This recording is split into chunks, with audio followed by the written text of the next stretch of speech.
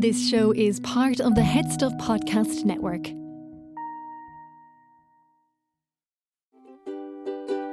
This is how it's always been. I'm on the outside looking in. Welcome to Double Love, the podcast in which we explore the strange and terrifying world of Sweet Valley High, book by book. I'm Anna Gary. I'm Karen Moynihan. And we're back! Hooray! It's been a while. Just a little break for various endeavours. Yeah. Karen seen ABBA Voyage. Mm-hmm. I sure have. I had an amazing time. I cried. I wasn't expecting that. I highly recommend it. I really want to go. I published a little book called Our Song, which I've been banging on about in this podcast for quite some time. Quite a few of you have bought it, which I am really very touched by. And I've been so delighted to see your photos of Our Song in various parts of the world, both in Australia, where it is on sale right now. You can get it at your local bookshop, or at least order it in your local bookshop. There is an Australian edition, and people have been ordering it in America, where sadly it is not available at your local shop. but it is available through kennys.ie. So thank you to everybody who's been ordering it. I really appreciate it, and I really appreciate your patience while you've waited for us to return. But I hope you'll feel it's been worth it. We are coming back swinging. We're also very tired and very hot. We're recording this quite late. Karen's been travelling. I've been at a book launch, not mine, somebody else's. So I don't know if we're in the right delirious state to tackle this ridiculous book. This is the thing. Maybe this is the exact state of mind that we need when we're talking about vampires in Sweet Valley. It's like, yes, we both need to be somewhat exhausted, slightly delirious. It's getting dark out. Like, it all seems to fit the mood. So in fairness, it is the middle of June, so it's broad daylight and it's like 9:20. So I was trying to set the scene. It's going to be daylight when we finish in 2 hours. Like, it's barely getting dark here at the moment, just so you know. Hooray for those long days. Hurrah! Well, it is, of course, tall, dark, and deadly. And sadly not deadly in the Irish sense. Meaning good. Maybe not sadly, though, because I have to say, what this book is selling, I am buying. Oh, it's deadly in an Irish sense too. This is so silly. It is so dumb. We are going to have so much fun. Can you describe the cover, s'il vous plaît? I can. You know what? I really like this cover. Like, I know we're past the glory days of our pal James, but like, this is good. This is some very silly Sweet Valley gothic, and also features an outfit that is actually mentioned in the book, just not in this first half, which is very exciting. So we have Jessica. Yeah, so Jessica Wakefield is standing in the foreground. She's wearing this lovely long-sleeved blue dress with a little fussy, lacy collar.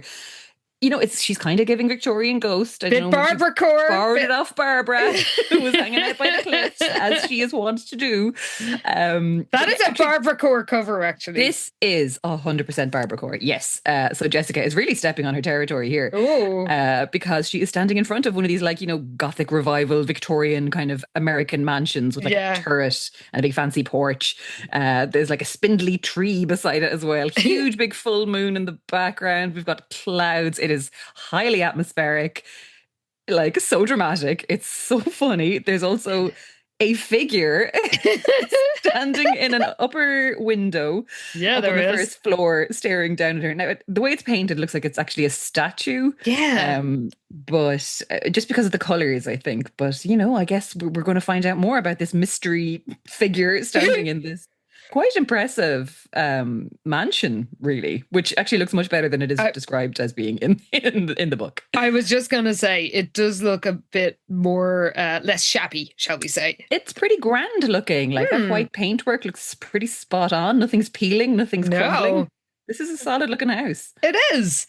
Well, speaking of solid foundations, we are going to start with tagline and blurb. And the tagline is amazing. It is Jonathan a dream guy or a monster? Why not both? Well, you know. Oh, God. Oh, can you share the blurb? So I haven't heard the blurb because I had it on my Kindle, so I haven't read it. So they're welcome new to this. Okay, let's do this thing. We've got a nice little juicy 2-part one. So let's see how spoilery it's going to be. Go on. When Jonathan Cain moves to Sweet Valley, Jessica Wakefield feels an attraction so strong it's almost supernatural. Subtle. Jonathan is interesting, intelligent, and gorgeous in a dark, brooding sort of way. No wonder SVH students are following him around. But Jonathan won't even meet Jessica's eyes. Will Jessica find a way to capture this mystery man's heart, or has she lost her touch? Never. Surely not. Oh, but it continues. Go on. Elizabeth Wakefield doesn't trust Jonathan for a single minute. She can't believe her friends and her twin sister are so taken with such an arrogant guy. And when a body drained of blood is discovered behind the Dairi Burger, Elizabeth's mistrust explodes into fear. I'm sorry, this is completely the order of events is completely out of whack here. Jonathan might be far more dangerous than she ever imagined. But yeah, that is all mixed up. Wow. But yes, book one in this chilling 3-part miniseries. Experience the horror lurking in the dark shadows of Sweet Valley. Well, I think we've experienced many horrors lurking in Sweet Valley. First horror. Fucking join the queue, Jonathan. You're not special. There have been many horrors visited upon this town. You're just the latest in a long line. And Jessica Wakefield is the biggest horror of all. The biggest offender. Well, we begin this magnificent trilogy and this book in the Dairi Burger, where Jessica declares that she's bored with the Sweet Valley men. It's the pits when it comes to decent guys, she declares, and all her pals agree. True, yeah. I mean, this is kind of a cycle for Jessica where like she'll date someone, she's mad about them, they're binned off for whatever reason, and suddenly it's like no guys in Sweet Valley are worth her time or her attention. And then this is usually the point that she goes looking for inappropriately aged college guys. But yeah, this is just kind of standard now at this point for Jessica to start moaning about how useless all the Sweet Valley boys are. Yeah. So they look around at the offerings. They're not impressed. Bruce is winning an arm wrestling match for some reason, and Jessica has a little wistful, Lila has a wistful moment, more sort of a patronising moment, because she's like, "Oh, I feel so sorry for you," because before she met Beau, she used to think a girl had to choose between looks, class, and personality, but Beau has it all. Yeah, dream guy Beau. He is still on the scene. So good for him and Lila. They are keeping things going long distance.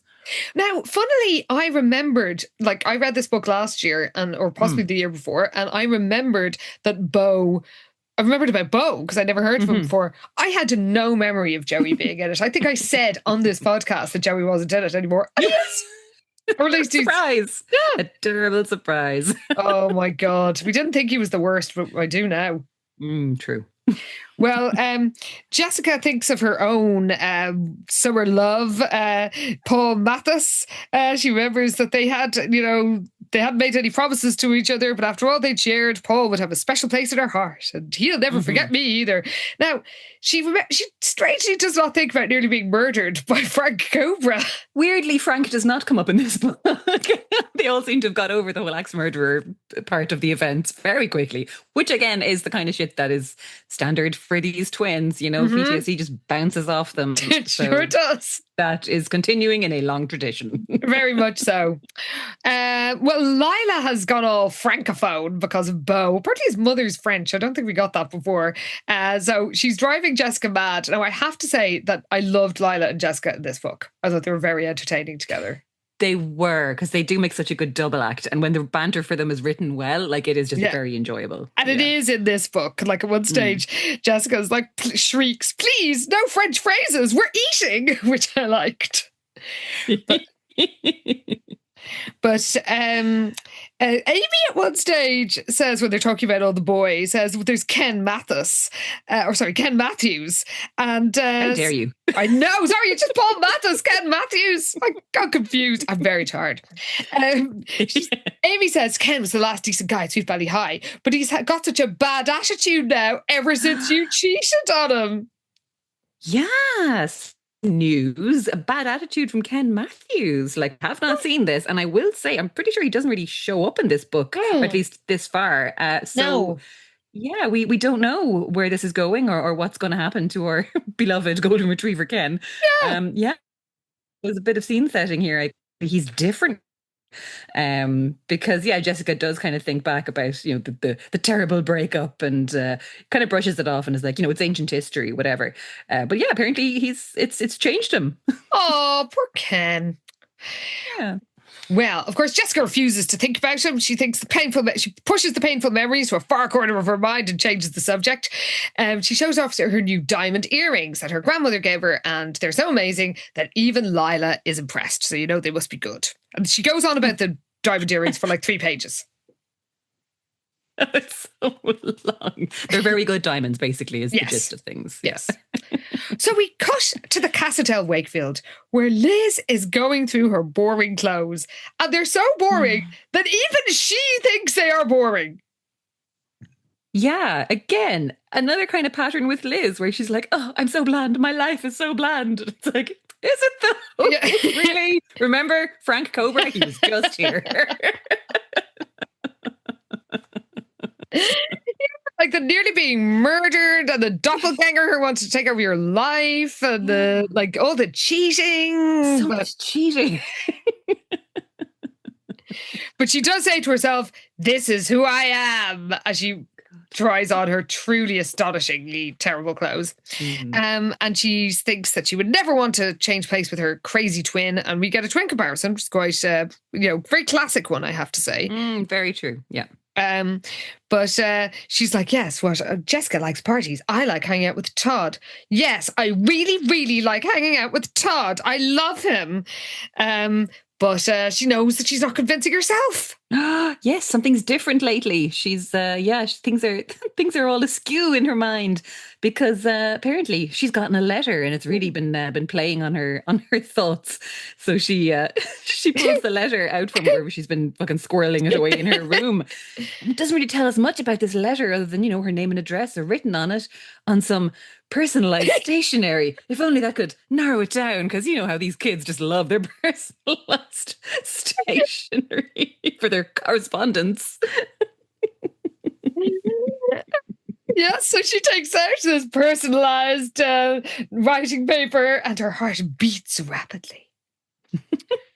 Well, we cut back to the Dairi Burger. The girls were all leaving. We get a reference to Heather. So, we really are pulling out too many, as you will see later on. But, there are a lot of characters we haven't seen in a while in this book, which I do appreciate, actually. Me too. And maybe it's just because we've set the action back in Sweet Valley after our 3 books sticking around fucking Echo Mountain. So it's like we're really going hard on we're all in school. Everyone's here. The whole gang, even the people you forgot about. Yes. And some you wished to forget about.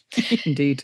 We do learn that Lila is thinking of doing free weights, because Bo says it's the best sort of exercise. Now she's ahead of her time. That'll be good for her bone density in 30 years. So. Very true. She's going to sail through menopause, not a bother on her. Well, she starts going on about Bo's muscular physique, and Jessica snorts, careful lie. You don't want to start drooling all over your silk blouse. I mean, what else? So they head out to Jessica's car. We get a full recap of Bo and their relationship that goes on for ages. We learned that Lila says he just sent her the collected stories of Guy de Maupassant, and Jessica as well is just like, yes, you did tell me this 7 times. And when Lila's like, ooh, the leather-bound edition, Jessica cries, help! Which is properly funny. That is good. Yes, again, the kind of the double act banter between them is so satisfying. There is also a bit where they kind of start this little Bo kind of recap. But it's Jessica had to admit that Bo Creighton was an okay guy. A bit snobbish maybe, but cute. And I took issue with that. He's not snobbish. He is not a snob. Don't you retcon that sweet boy, is what my note said. Because he was lovely. He was a little dote, and I will not hear of him being snobbish. Yes, no Bo slander. No. Yes, did he use his money to pay Buford and Johansson to do various weird jobs? Sure. Yes, he did. But in fairness to him, he wasn't a snob. No, he wasn't. And those boys got paid. They were happy. Yeah. So Jessica and Lila are laughing about this in a good-natured way. It is properly funny. But then Lila stares at Jessica because she's realised her diamond earring is missing. Oh no. So of course Jessica is freaking out. They realise it must have fallen out back in the Dairi Burger because they're in Lila's car at this point. So they have to rush back into the Dairi Burger to like search the whole little booth that they were in because surely it's in there. It must have just fallen out while they were sitting at the table. Of course. So we cut to the Sweet Valley Marina. Liz and Todd walk hand in hand, and it should be a romantic scene because they just have faced themselves. But Liz in her heart knows something is wrong, and we're told that an irritating voice in her head taunts, "Something is missing." We will take any voice we can get, and irritating even better. Love it. Oh, welcome back, voice. Yay. So Todd kisses her passionately and she just keeps thinking, I love Todd. This is wonderful. I love Todd. I love him. I love him. I love him. But she has memories of another place and time. Yes, she can't help thinking about swapping the Pacific Ocean into a kidney-shaped lake with mountain peaks. She can almost smell the tangy pine trees and the smoke of campfires. And other details come rushing back, apparently. Late night canoe rides on the lake. Passionate kisses behind the boathouse. Oh, and in the boathouse. And Todd, poor old Todd, he's trying his best. So he tells her he's got this fun idea. But like when Liz opens her eyes, she's expecting a pair of green eyes to look down at her and is almost startled to see that, yes, it is Todd that you're with, you dope. Coffee-coloured eyes gazing into hers. She just can't stay in the moment at all. So he's suggesting that they take there's apparently a bunch of canoes stacked upside down on the beach for people that come to the marina. So he's like, let's take one of these out for a little, moonlight spin around the dock, I guess. This sounds very dangerous. Like, it does. Fucking Pacific. Yeah. Now, frankly, it is very calm. It is very calm out, but like, this seems like a bad idea. But, it's meant to be this like cute little spontaneous romantic thing, but Liz keeps making excuses not to go and then pleads that she has a headache to just get out of it because she's just like, nope, I can't, because I guess Joey owns canoes. I mean, who knows what they did in that canoe. At one stage, she literally like moans in horror when Todd tries to persuade her because she's just thinking of Joey. One stage Todd does say, I think a canoe ride would cure your headache. It's like, why would you possibly think that, Todd, even in jest? But when Liz demands to go home, Todd's like, oh, yeah, sure, whatever you say. So, this date is not working out as Todd hoped. No, it's not going well. Well, we cut back to the Dairi Burger. Jessica's like crawling around, no sign of the earring. And she realises it probably ended up on one of their trays, which means that got, taken out by the staff. And we're told the haggard waitresses. Fucking hell, like, why are the waitresses catching strays here? Like, leave them alone. They work hard. They don't deserve this. I mean, I bet they are haggard working for these pricks. That would put years on you. It would. So they're like, what happened to our trays? And the waitresses are like, well, the contents of those trays are in a bin bag in the dumpster, basically. Yeah. So Jessica like looks to Lila and says, oh, come on, I've got to go out. And she doesn't even say anything. She just looks at her. And then Lila just shakes her hand and goes, no way, Jessica. This blouse is a Pierre Jouvet original. Yes, that means something in this town. But Jessica pleads. She's desperate. She can't go home until she finds the earring. So she really kind of just wears her down. She's like, the earring means so much to me because it's from her beloved grandmother, of course, who she never mentions. But yeah, I feel like once every 100 books or so, they're like, oh, we love our grandparents so much. So she basically just wears her down by continuing to plead at her until Lila's just eventually like, oh my God, fine, okay. I did like this now, I have to say, because there's a bit where Jessica literally squeezes out a few well-timed tears and she covers her face with her hands and sobs dramatically, separating her fingers enough to peek at Lila's expression. She's cracking, Jessica thought. She plays her like a fiddle. It is actually pretty funny. Yeah.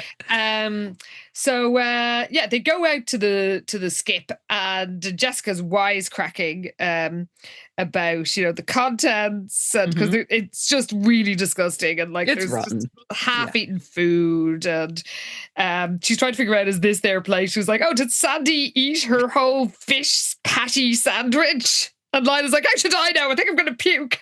Oh God. Yeah, there's all kinds of horrible stuff in there. Like it's bins, like bin bags from a diner. It's grim. Imagine all the clams, Karen. Oh God. Oh Jesus, the regular diner was bad enough. Yes, of course, the clams. Chasing me across the car park. Sticking your hands into them. No, thank you. So they hear a cat shrieking, and then Jessica sees a kitten up a tree. And inexplicably, because Jessica's known very little care for animals in the past, she's determined to save this kitten from a tree. And Lila says, if you think I'm going to climb a tree in my Pierre Javet, you're crazy. Lila is name dropping left, right, and centre as if Pierre Javet is meant to fucking mean anything. There is a great dig at Liz when Lila says, next time, you like go out for a Saturday night like this, remind me to borrow one of your outfits. And Jessica's like, we'll borrow something from Elizabeth. Her clothes are perfect for rummaging around in the garbage. Everything she owns is machine washable. Now, everything most teenagers own is machine washable. Everything I own is machine washable. If it's got dry clean only on it, it is not getting bought. Oh, we would last 5 minutes of this time. No way, man. The dry cleaning bills break it. Jesus. No wonder Lila, they're also, they need Lila's riches to, take them on shopping sprees or their parents' credit cards. Like seriously, the amount they're forking out for those silk blouses. Honestly, Pierre Javet and all. Yeah. Well, Jessica shins up the tree with a boost from Lila, thinks of the last time she climbed a tree, inexplicably does not think of what happened next. She's all like, oh, me and Paul went up that tree. And it was like, yeah, then you got your fucking head chopped off by Frank Cobra. What the fuck? Because it is this like fond memory of like her and Paul and their little escapades. And it's like, yeah, dude, you were literally dragged by the hair to a cabin by a murderer with an axe who was going to chop your head off. So anyway, she saves this kitten that's hissing and shrieking, waits for it to calm down, takes it down, and says she found a new Wakefield pet. Yeah, I guess so. But then we cut to the shadows. Ooh, the dark shadows, no less. Yes. Now, this is quite reminiscent of old Frank Cobra too. Oh, remember, it there was the person. The person in the woods. And their thoughts about the woods. Well, now we have the guy. It's just literally says, a guy. Yes. Looking at the two girls, we're told they were both lovely, but it was the one with the long blonde hair which captured his attention, mesmerizing him with her beauty. Ooh. Yes, he's entranced by her. She pulses with life, apparently. And her athletic movements when she'd climbed the tree to rescue the animal, her musical laughter, the light in her eyes. She was so perfect. She made his heart beat painfully. And he imagines holding her in his arms, his lips moving across her face, down her long, slender neck. Her skin would be so soft and taste so sweet, he thought. And then he wipes his bloody hands on the grass and disappears into the night. Now, the wiping the bloody hands on the grass, there's no dignity in that, guy. What are you doing? Even your jeans or leather pants. They're kind of like standing there being all brooding and foreboding, and it's like, and bloody hands, off the grass, like crouching down awkwardly. It's like, dude, come on, you got to commit to this kind of bit. Have some bloody decorum about it. Oh. Well, I mean, I've got to say, what we see of this person in this book, he's not exactly chill. No, not in the slightest. So you know what? He's perfect for Sweet Valley. Yeah, true. Well, we go back to the Jessica's like, oh well, back to the garbage heap. And they get back into the skip. And we learn that this ghostwriter has never had anything to do with a cat in their life. God. Oh no. Because Jessica is like still holding this kitten in one hand while climbing into a dumpster and scavenging around through bags. That cat would have first of all clawed your eyes out and then run away. Like there's no way she's holding on to this poor little animal. No chance. Like that cat would be out of here, up the shoulder, like over the edge of that skip and gone into the night. As well it should, because I'm just going to say now, Jessica kidnaps a cat. She basically does. There's no effort to see if anyone owns this cat. It's like, well, this is my cat now. Yeah, no taking her to the equivalent to the DSPCA or whatever. Like, nope. Anyway, so yeah, she's still holding this poor little kit, and Lila's understandably giving out because she's literally just stepped on a nappy that's first out of a bag from like the bathrooms. So gross. But then Jessica feels something solid underfoot, and she chucks more bags out. Bear in mind, she is throwing out full fucking bin bags while holding a wriggling kitten in one hand. But while she's doing this feat of dexterity, she feels something solid underfoot. And when she moves bags, what should she see? Well, she screams because when she shines the light on the floor of the dumpster, it illuminates the ghostly white face of a dead body. What? My God. That is very creepy the way they did this as well. Like it was being built up quite well. Yeah, because it's quite funny with Lila and Jessica just talking about like the disgustingness of the, Lila giving out and Jessica being like, "Oh, quit your bitching." But yes, things take a turn. Now, things don't stay seriously sinister for long because the next scene is amazing. The usual pure farce. Exactly. So yeah, Jessica shakes Lila's torch, shines on this dead body, and sees that there's teeth marks on his neck. Looks like he's been bitten by a wild animal. Now she's seen that before in merry old London town. Indeed, yes, but it is not referenced weirdly. No, inexplicably. So we cut to, I guess it's sometime later, Jessica and Lila are still holding the kitten between them. I mean, how big is this kitten? They'd phoned the police from Lila's car phone, and now the cops are here.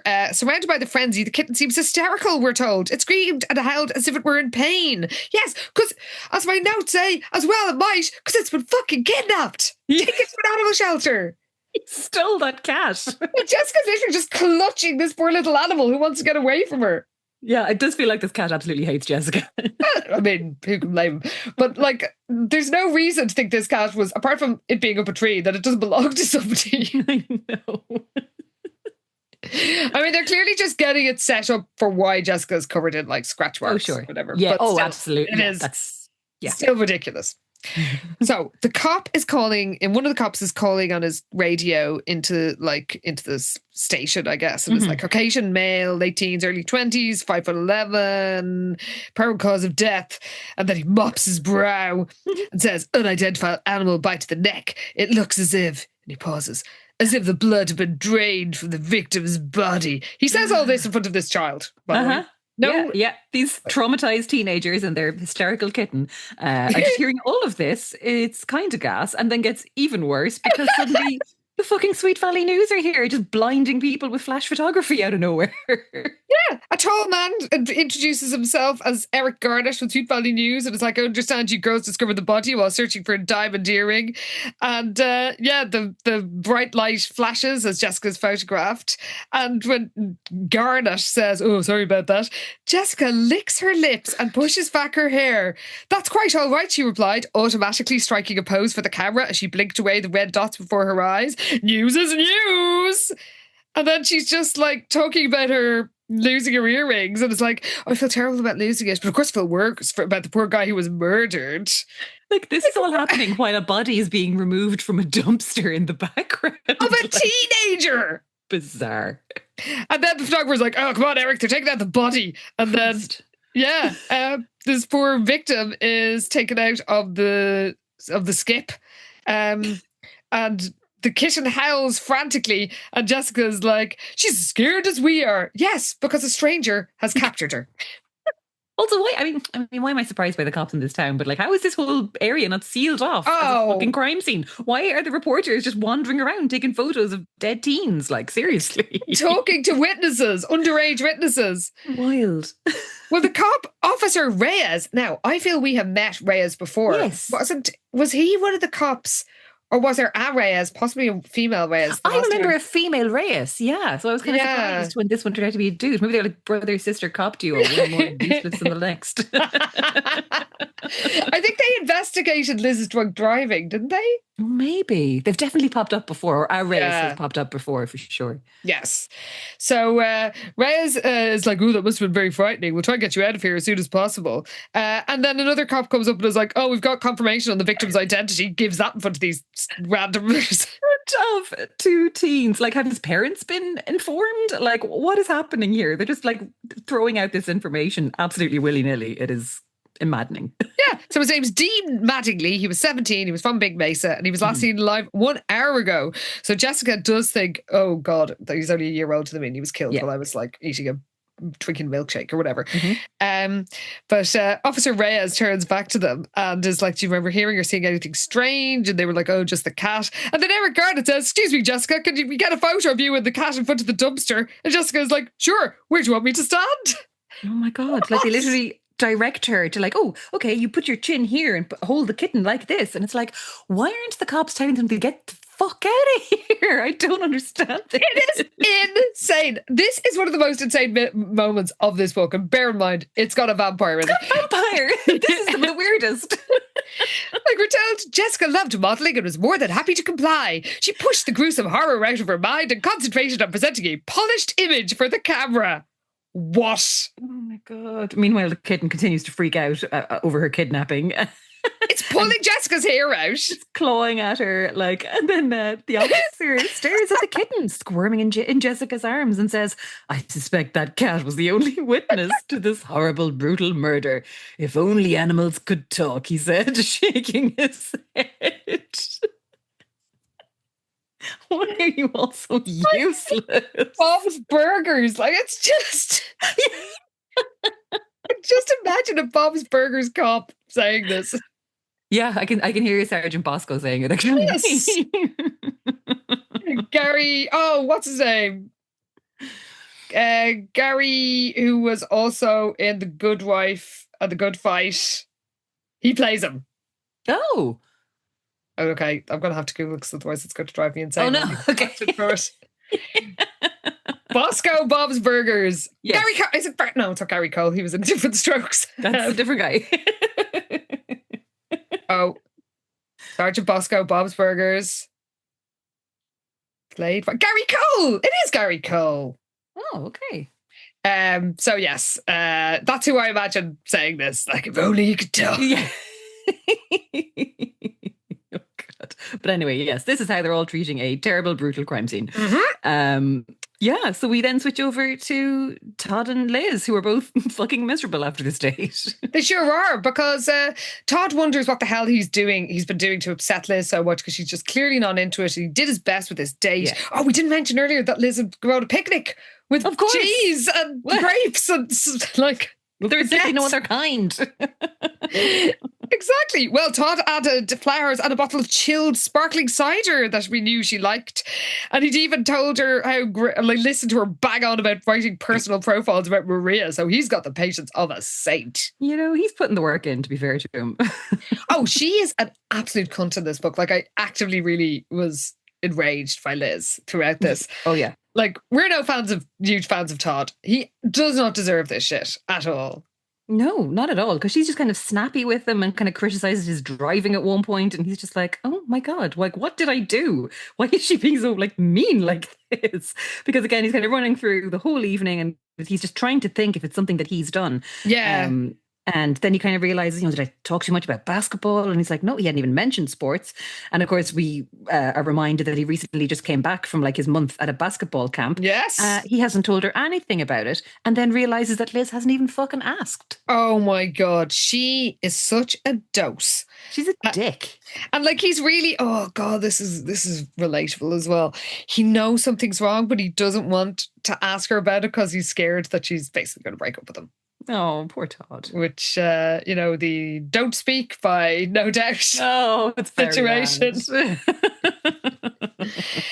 So Liz is like, oh, no, Todd's confused, but join the club. I don't know what's going on either. It was like, Just break up with him, Liz. You're being such a bitch. You're making him miserable. Like, it's not fair. And she thinks like, oh, I still love him, don't I? But she really isn't sure. And before she can ponder it any further, they arrive at Calico Drive and see the police car parked outside. So of course Liz is freaked. They run in, and Jessica embraces Liz, and something sharp pokes into Liz's arm, and it's that poor little kitten still squirming away, horrified. Still squirming. She fucking hates Jessica. So Jess introduces... Animals always know. They can tell. So yeah, apparently Jessica has named the kitten Jasmine and has introduced her to Prince Albert, but he wasn't very impressed. Well, who could blame him? Poor Prince Albert. He's like, seriously, you barely look after me, and there's another pet in the mix. Don't worry, Prince Albert, they're going to be neglecting this poor little animal too. True. So Alice's usually radiant features are stark white with fear. And Ned explains everything that happened. The cop is just like telling them all these details, which I feel should be part of an investigation. Oh my God. So ridiculous. Again, the cop is just like throwing this poor kid's name around the place, like to just these random parents. And it's like, yeah, this is the victim. This is what he fucking had for breakfast. But full recap, by the way. Full recap. Everything we have literally just read, which is a bit bad. Apparently the blood was not only drained from the body, it was removed from the scene. And we're told a fist of cold dread grips Elizabeth's heart. Yes, she gets her usual fucking psychic premonition feeling because something is wrong in Sweet Valley, she thought, and it isn't going to end with this murder.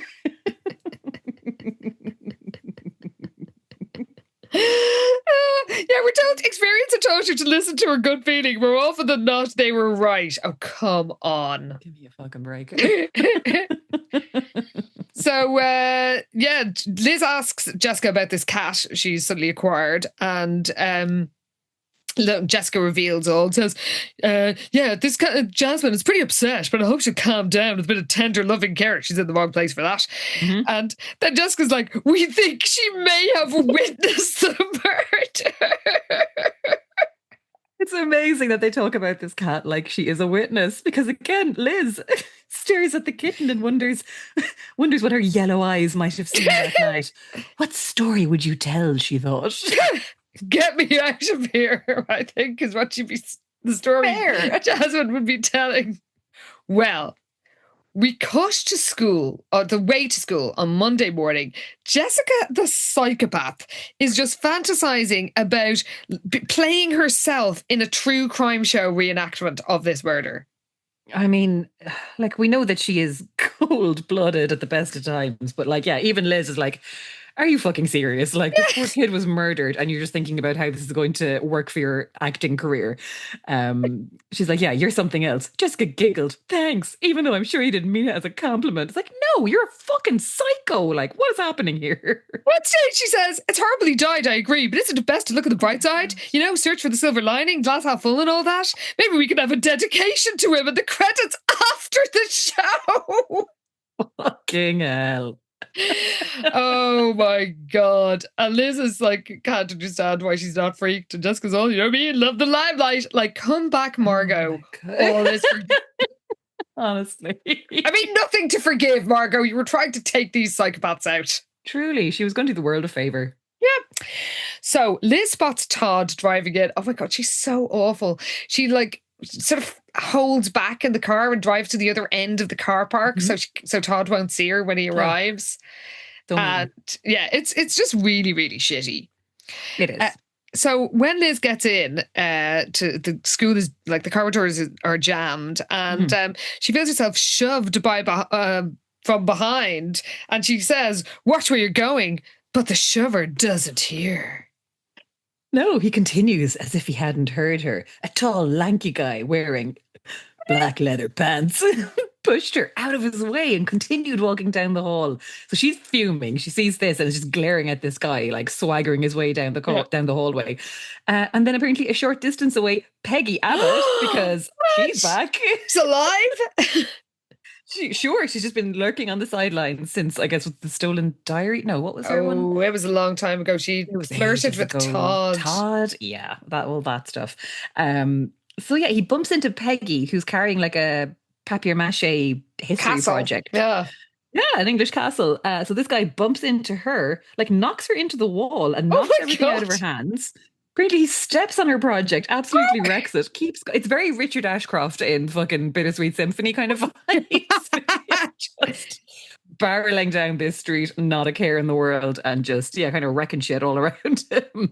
So Liz runs up to Peggy and she's like, oh my God, are you okay? Like, what the fuck? What is this guy's problem? Seriously. Yeah. But Peggy apparently is just like, he's really cute. So she's like, well, wow, he's so hot. Liz is like, what are you talking about? He ruined your project. But she's like, how could you think about schoolwork when a gorgeous hunk like that walks by? So, okay, Peggy. Well, we're told Liz is anxious to get away from the silly girl. Oh, God. Yeah, she slags off the way Peggy laughs as well, which is so rude.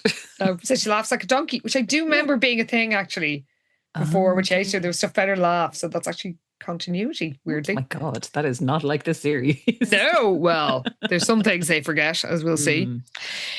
So we cut to Jessica and Lila at the lockers, and they're telling the tale of last night. And Lila's like, the cat was howling. We think it might have witnessed the murder because it was acting so crazy. Cats do not give a shit. Oh my God. Like, have any of these people ever met a cat? What is happening?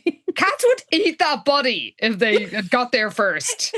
You'd have to fight the cat off the body. That's why they'd be hissing and scratching it.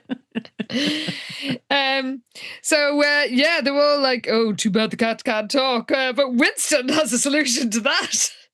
Yeah, he just yells, a computer, because apparently he saw a movie once where they plugged a computer into a giraffe's brain. And Jessica just cuts him off and makes fun of him. Yes. So everybody laughs, and Maria Santelli hugs Winston. The true Maria. The one true Maria. And Jessica just kind of wonders what the fuck Maria is doing with Winston, basically. Yeah, and why is he popular? So Sandy's like, was that the cat you were holding in the photo? And Jessica beams, wasn't it a cute picture of us? It's easy to see why we made the front page of the Sunday edition. And Lila is the voice of reason here. Yes, she just snorts and she's like, sure, Jessica, every murder report should be accompanied by a cute photograph. Jessica gives her a playful shove. Oh, we're moving around in the territory of basic playful attacks. Playful violence. Yeah, playful violence, that's it. But yeah, and so Lila points out that, believe it or not, like not everyone in the world thinks that, that a dead body means a photo opportunity for them. But yeah, Jessica just takes back at her and she's like, oh, you're just worried about your Pierre Jovet silk blouse. Did you note how many times the word Pierre Jovet was mentioned in this book? You know I did. Thank you. So, there wasn't like giggling about it. They're so weird. Yeah. I think if a dead body had been found in the equivalent of like Eddie Rockets in Phibsborough, everybody would be talking about it like in much more freaked out tones. And from a school like Big Mesa that they know and have like a friendly or not so friendly rivalry with, like it's, they know the kids from that school. They regularly play them at other sports and stuff. Like it's not like these are kids that they've never heard of before, because he does sound familiar, I think, to Jessica when she did hear his name. Yeah, Todd knew who he was. Yeah. There you go. Like, yeah, they do. They know these kids and they're all just like, oh, giggling away. It's very weird. Oh, I've lost my jewelry. And they're like, oh, your parents annoyed. And Bruce says, oh, that jewelry's in the town dump and it's going to be full of derelicts, he says, trying to find the Jessica Wakefield diamond. And before they can say anything else insensitive and asinine, Chrome Dome's voice comes over the PA saying they're having an emergency assembly, which will give Jessica some chance to do her homework.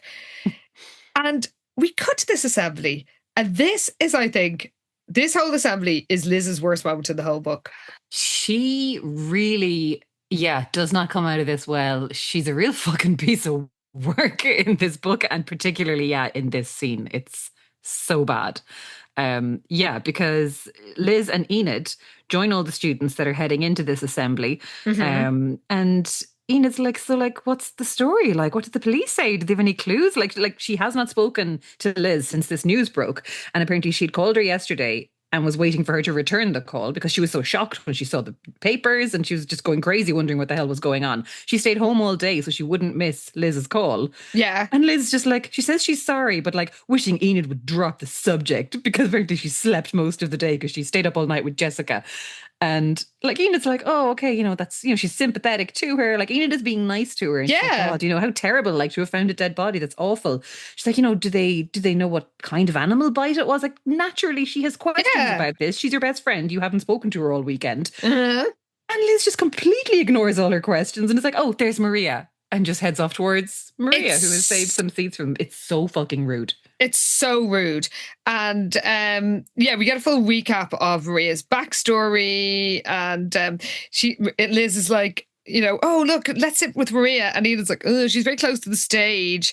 And she's clearly not keen. And as they made their way across the auditorium, Elizabeth puzzled over Enid's grumpy attitude that morning. I'll have to ask her about it later.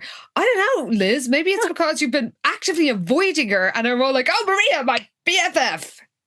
So bad. Like, also just the way she even thinks about Enid is like she's her line manager or something, like making a note of her attitude to ask her about it later. Like, fuck off, Liz. Oh, and here's her worst moment. This is so shitty. So she's like, oh, I don't want to talk about it. Blah, blah, blah. That's whatever. That's fine. Because the others are sort of like, well, maybe we should know if there's actually a serial killer like roaming the streets. And then Liz just ignores Enid and turns to Maria with a meaningful look and says, I have something to show you. And she pulls out the letter that had twisted her heart in knots. 3 guesses who it's from. And Maria mouths, Joey. And Liz nods. And Enid's like, who's it from? And Liz is like, oh, over her shoulder says, a guy I met at camp. And she has not told Enid about any of this. This is so mean. It's such mean girl bitchy shit. If anyone had done this to me, I would have hated them. Yeah, no, and you'd be well within your rights because this is incredibly shitty behaviour from Liz. Like, she hasn't told Enid anything about it. And it's like, okay, fine, because it would make the whole thing seem too real.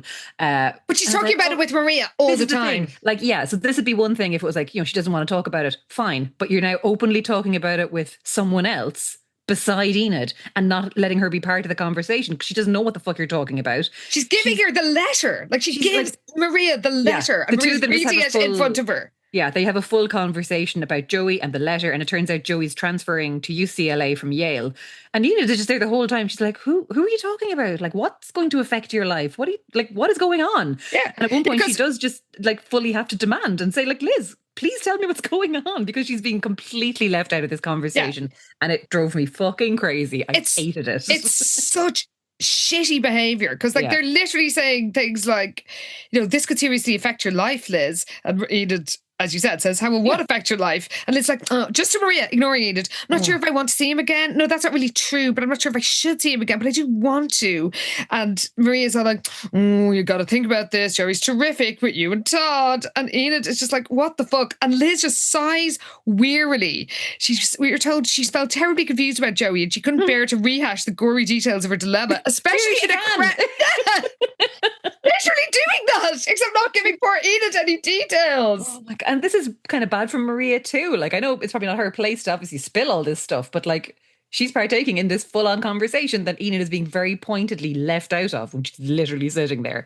Yeah. That kind of thing just drives me demented. It's like, no one ever did that to me. And if they had, I think, like, your friendship would find it very difficult to survive. 100%. Yeah, no, that was kind of the vibe for me in primary school, basically. It was not a great time. So I'm just taking it personally now as well for Enid. I'm just like, absolutely, fuck all of them.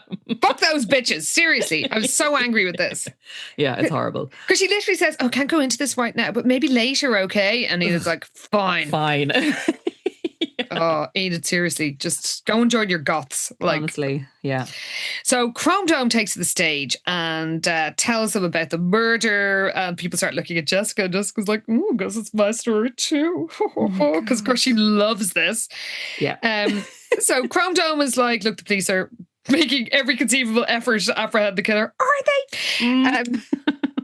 But basically exercise caution, don't go to your own, blah, blah, blah, blah. Yeah. Report suspicions to the police. So Jessica's like, no kidding, Chrome Dome. So she returns to history, but then Chrome Dome has another announcement. Yes, he decides he's going to take the opportunity to introduce everyone to Jonathan Cain, a senior transfer student to Sweet Valley High. He gets it's Jonathan, so it's fine, whatever. But like, if this was just some random new kid, like getting him to stand up in front of the entire assembly and stand there like a dope while everyone else is sitting to just be stared at. Like, why would you do this to someone? But anyway, it's Jonathan Cain. He stands up and he turns around. So Jessica actually gets a look at this guy because she hasn't seen him up until now. And she inhales sharply when she sees the gorgeous new student, just when I thought there wasn't anyone interesting at Sweet Valley High. Her pulse quickens and her mouth goes dry. As Jonathan Cain turns around slowly. A lock of jet black hair fell across his forehead and he pushes it back with the back of his hand. The movement seemed incredibly sexy. He's totally hot, thinks Jessica. Now, okay, this is fine. Black hair, whatever. Yes, sure. His eyes are fascinatingly beautiful, but you can't see what colour they are, so I don't know how fascinatingly beautiful they could be from a distance. Anyway, his eyebrows were thick and dark as his hair. Whatever, fine. Making his skin seem pale in contrast, 90% of this country. Sure. But then, I think somebody warned us about this, that the Pob era was not over. Pob's revenge. Pob 2, the revenge. Dear, oh dear. Can you describe his most striking feature? Christ. Other like Pob's own. Well, there you go. He has sexy, deep red lips, which Jessica noticed were turned up slightly at the corners, as if he found all the attention amusing. He sounds like the Joker. I was just going to say the Joker. Wow. Every woman's dream. Jesus. So Chrome Dome continues and says that Jonathan has been living abroad. He's attended schools in Sweden, Greece and England most recently. Jessica is totally mesmerised. He is the most gorgeous guy she'd ever seen. Hey, another one. Most gorgeous guy in town. Was Paul Mathis the most gorgeous guy she'd ever seen? I don't think he was. Ooh, maybe not. I think Joey might have been the most gorgeous guy that Liz had ever seen. But yes, Jonathan Cain is now taking the crown, despite his Pob-like features. So unappealing. Yes, and Jessica's mesmerised by him and his exotic history. Yes. And we got back to Enid, feeling rightly 100% miserable, like a total third wheel. Maria and Liz are scribbling messages back and forth in a notebook. Like, fuck them. Fuck both of them. This is so mean. And it is just such like mean girl behavior. It's the kind of thing that Liz would see someone doing and be like, oh, that's not very nice. But like, it's her doing it. So she's, totally fine.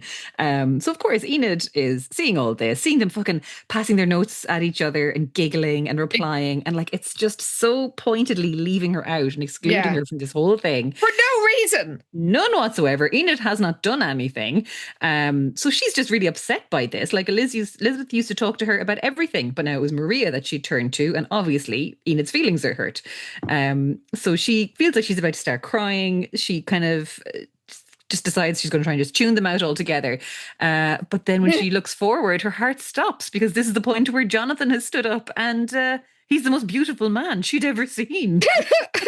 Well, I mean, I guess it's not just Jessica this time. There you go. It's an epidemic. Yeah. Or he just really, I just find it hard to believe with that Pob face. I'm sorry. Well, not with that fucking burgundy lipstick. I'm just not buying it. No. Fucking Heather Shimmer Cain. Get out of here. Well, Enid thinks Jonathan Cain. Silently, she repeats it. Even his name sounds beautiful. She stared into his deep blue eyes. Very Irish now. Very pale. Blue eyes, black hair. Pale, dark hair. That's my husband. Like. Wait a minute. Patrick is Jonathan Cain. Uh-oh. Well, not wearing leather pants, thankfully. But is he hanging around any bins lately? No, not as far. Well, he took the bins out last night, so that's, Or did he? What's inside them? He's got she looks at his deep blue eyes and thinks, I've just met my soulmate. Yeah, Enid is taken in. Well, meanwhile, Liz is like, oh, this Jonathan Cain is that creep from the corridor. And Mr. Cooper's going on about he's as if he's the crowned prince of Sweet Valley. And when he looks at Liz, his eyes seem ice cold and feverishly hot at the same time. And a wave of nausea passes over Liz. Yeah, she had a bad feeling about Jonathan Cain. No shit. Well, we cut to the cafeteria where Winston announces he's going to get himself a pair of black leather pants. Oh, Winston. He's great. So he's kind of making all these jokes with Todd as he's like wandering through the canteen trying to find Liz because Todd just feels like he needs to talk to her because he's just so confused. He's getting even panicky now about like what's going on. Why is she acting so weird and putting all this distance between us? So he's looking around for her. And when Winston is like, so where are we sitting? Todd is like, look, I need to talk to Liz on my own. So Winston's like, yeah, okay. He's very understanding. And he nods and he's about to head off. And he just adds as he's going, he's like, ask her what she thinks about the black leather pants. Oh, well, I love Winston. Me too. I mean, I always do, but like he's good in this book. He's like the voice of reason. He really is. Todd heads over to Liz. She's talking to Maria, of course, about something serious. So Todd, of course, is super paranoid. He walks over and when he sees the two of them talking and the way that they just stop as soon as he arrives, it's like, oh God, they were talking about me and poor Todd. He does not deserve this. So he sits down and just says, look, can I talk to Liz privately? Kind of like giving Maria this like pleading look. And Maria, in fairness to her, is like, yep, okay, see you later, guys, and heads off.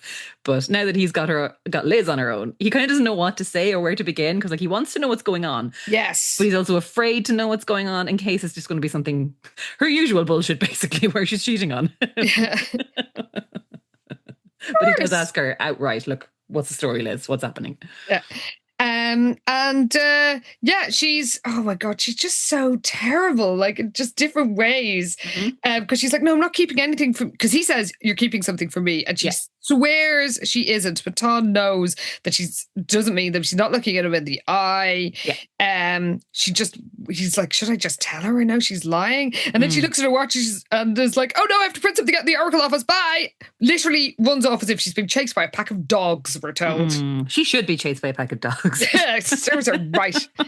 And then Todd squeezes his milk carton and it basically explodes and covers him in milk. Oh, Todd, as if things weren't bad enough. Now you're covered in milk. You need to rinse off everything. You're going to be so smelly. Oh, and it'll be hot in California. Ugh, God, so grim. Well, we cut to Jessica. We learn that it's almost the end of the day.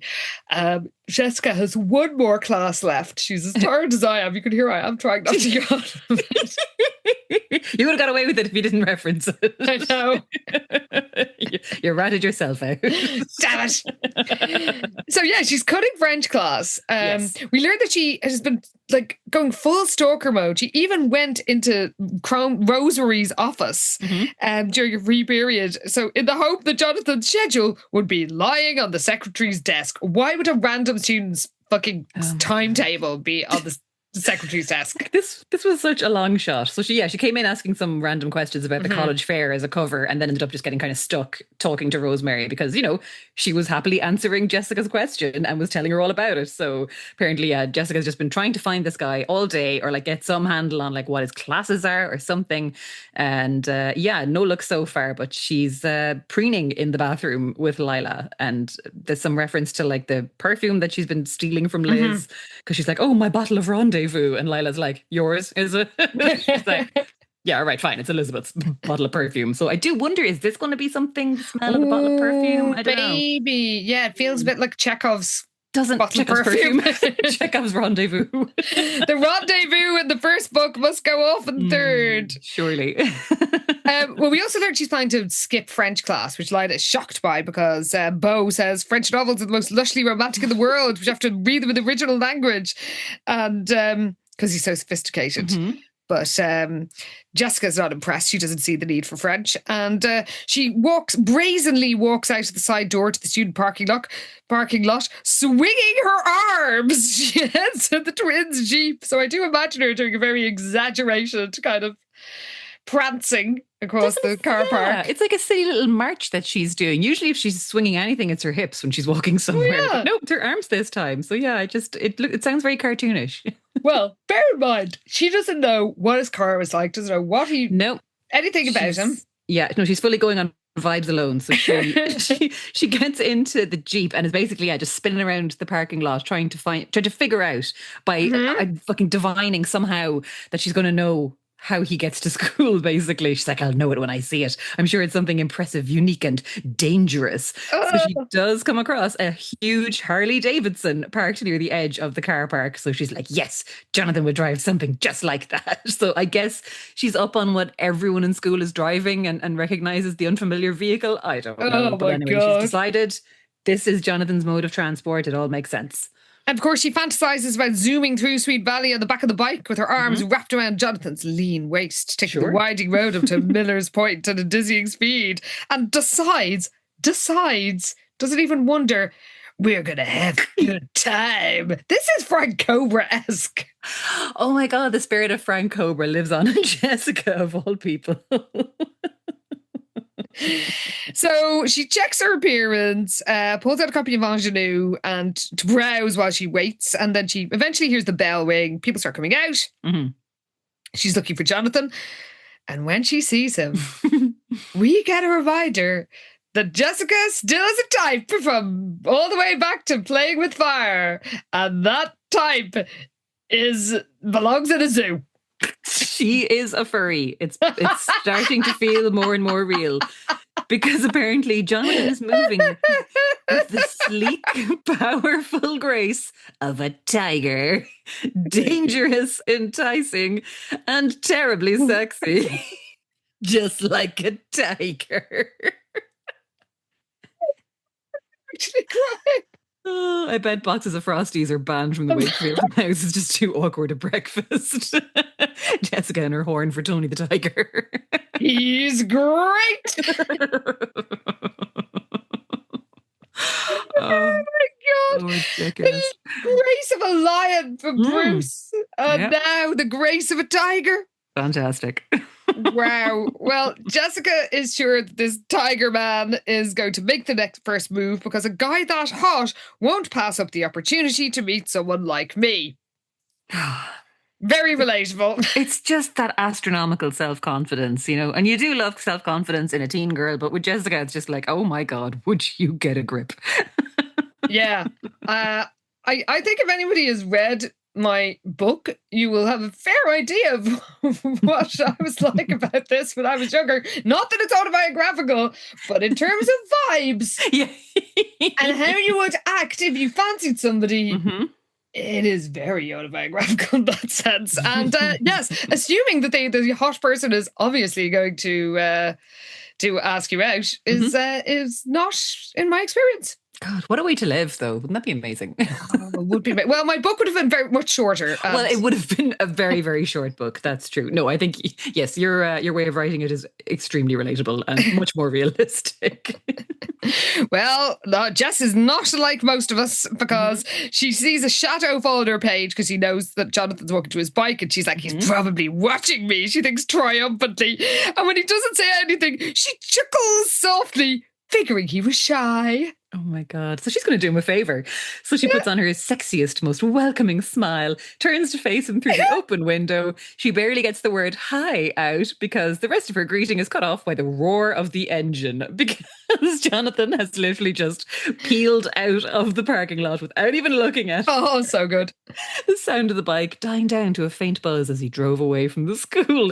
Jessica crossed her arms and fumed. Serves her right, absolute lunatic. Honestly, good enough for her. Well, the next day at the lockers, Liz tells Maria she can't sleep these days because she's just worrying about her dilemma. And Maria urges caution and says she can't go on like this. And rightly says she can't keep stringing Todd along. Yeah. And Enid joins them, sort of says hi, like brightly, like Enid's being friendly. Like she says, hi guys. And Liz can tell she's excited about something and she thinks, oh, well, it's good, but, you know, that Enid's distracting her because, like, talking to Maria about Joey her dilemma hasn't done any good. And when she says, what's up, Enid remains silent and glances at Maria, obviously waiting for her to leave. Elizabeth frowned, irritated at Enid's rudeness. Enid has done nothing. Like the neck of Liz here is just, it's hilarious. Like she's just so unself-aware at how oh my God, horrible she has been to Enid so far. But Maria, in fairness to her, she takes the hint good-naturedly. She's like, look, I got to go do some work for the Oracle, and she's out of there. Maria's good at extracting herself from situations, I feel, where she's just like, this does not concern me, I'm out. So as soon as she's gone, then Enid starts enthusing about Jonathan Cain, the new student. So Liz, of course, is just like, ugh, that guy, thinking of like Peggy Abbott's history project that he's stomped all over. So Enid is all kind of giggly, a little bit spacey, and she's like, I'm so in love with him. I feel like my heart is as big as the whole world. She burst into tears yesterday when she heard like an old love song on the radio. And she was just like, it's crazy. And Liz is like, are you sure there isn't something physically wrong with you? Okay. So rude. But Enid laughs it off and she's just like, oh my God, you have to help me find out a way to meet him. Is there something we can do? Maybe we could plan an International Awareness Day and have him speak about his experience in other countries. And in fairness to Enid, this is the kind of shit that often gets pulled out at this school. Because, anything but an actual class, basically. Oh God, yeah. Get a cardio funk class going. Yeah. Kind of involved his leather pants. We are talking about the way she laughs loudly, attracting a few curious glances. So she does sound slightly unhinged. She is a little bit, out of sorts, not 100% herself. And Liz is like, okay, this is weird. She's like, Enid is acting like one of Jessica's ditzy boy crazy friends. And it's like, do you mean Jessica? Yes, but also you yourself are talking about nothing but boys and distracted from everything because of your boy dilemma. So stop being such a patronising bitch. She's so condescending. So she's just like, look, Jonathan Cain isn't your type. He's rude and disgusting and he's not the hotshot Mr. Cooper made him out to be. So she says, take my advice and stay away from that creep. And Enid gets really angry at Liz. So her eyes flash with anger even. She's like, thanks a lot, Elizabeth. Really sarcastic. She's like, I knew I could count on you to understand. She slams her locker shut and just walks away. And then Liz is like, Enid, come back here. Because she regrets snapping at Enid now. Enid keeps going because, fair enough. And then Liz is like, she closes her eyes, feeling as if the ground beneath her feet was shifting, knocking her world off balance. Something's wrong here, she thought with gut certainty, and it's going to get a whole lot worse. And it's like, no, dude, you've been really fucking rude to your friend. And now she's like, you know what? I'm out. Pissed off with you. She's annoyed, clearly, and has walked off. But as far as Liz is concerned, it's like, no, something's wrong in Sweet Valley. It's like, the universe. You're being a dick. Like, this is because of you. Oh my God. The lack, as you say, no self-awareness whatsoever. So that afternoon, Jessica bails on French again because I guess she thinks it's the least useful subject. She's got a brilliant new plan. She is dressed in what we are told her is her power colour. And she's dressed for battle. She is going in with a plan. She, even though Jonathan ignored her the day before, she never once considered giving up on him, apparently. She's back on her, he will be mine type of buzz. Very Wayne's World. Again. Yeah. It's becoming a bit of a theme. So she parks the Jeep kind of over where his bike was the previous day when they're getting to school that morning. But then when they're on the way into the building, she sees that the Harley is on the other side of the car park. So she's like, ooh, is he trying to hide from me or is he testing out the view from the various corners of the lot? She's like, if he's trying to hide from me, he can forget about it. Like, Jessica, you sound terrifying. Seriously? So she moves the Jeep. When Liz has gone in ahead of her, she runs back, moves the Jeep over to beside his bike. She's like, oh, this is getting to be a routine. So then she hatches her little plan, which is to leave on the headlights of the Jeep. So she's going to wear down the battery over the course of the day. And decides that, you know what, he's her destiny. This is fate, apparently, even though it's all her own invention. So she saunters into the building. She is giddy with excitement because her plan is in motion. Also, before she saunters in, we get a little whispered monologue, which I like, because she whispers to herself, fate is on my side, as she tosses her keys into the air and catches them. Yeah, that's totally normal behaviour. Totally normal. So, of course, when she leaves school for the end of the afternoon, the battery's dead, and a footballer called Tim Nelson tries to help her, but she brushes him off and waits. Waits literally for her prey. Yeah, she is lying in wait. She has set a trap.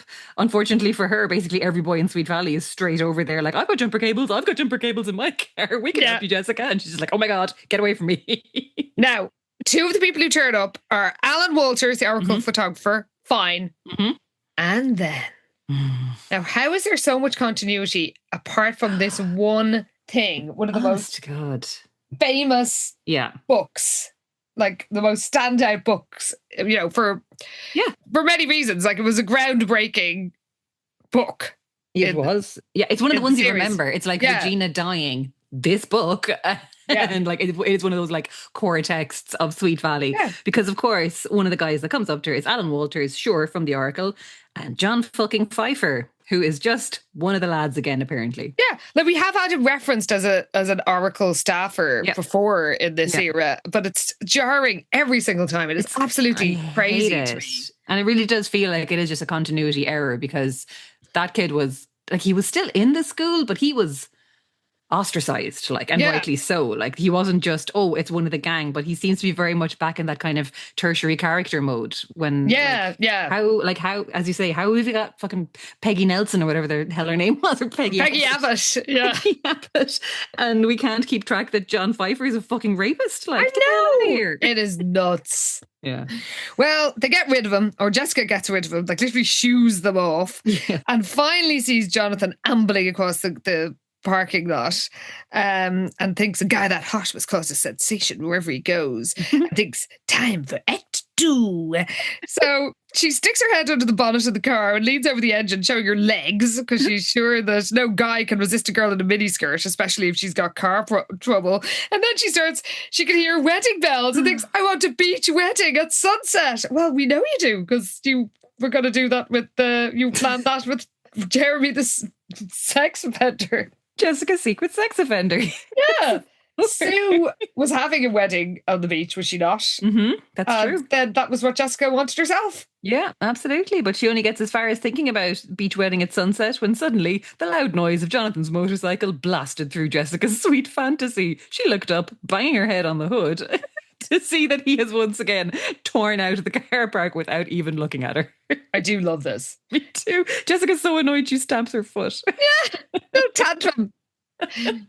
So we cut to Liz and Maria. They're leaving school. They're talking about Joey transferring from Yale to UCLA. Apparently all his family all were Yaleys, but he's going on his own. He's abandoning his legacy and mission, and he's forging his own path.